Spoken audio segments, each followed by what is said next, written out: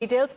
With that, we shift our attention now to Iran, where protests have entered day 11, with demonstrations spread across cities. There are chants of "We are together" that are echoing. The protests had begun in 2025, December 28th. My colleague Rishabh on the broadcast with the details. And Rishabh, what is the situation currently? Because the unrest has continued.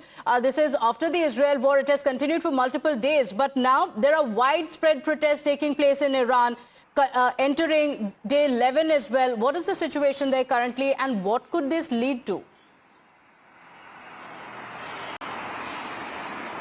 Well, what we're given to understand that, the protest in Iran, and it is almost nationwide now, has entered the 11th day. "We are together" is the chant that echoes all over Iran. Remember, these protests are anti-regime because of the inflation, because of the rising prices, and the way there is unemployment prevailing everywhere in Iran. What we're given to understand that these protests began on December 28th, and unrest have followed since then. At many places there have been violent protests as well. As of now, 36 people have been killed, and so far, out of these 36 people, 30 people were actually the protesters.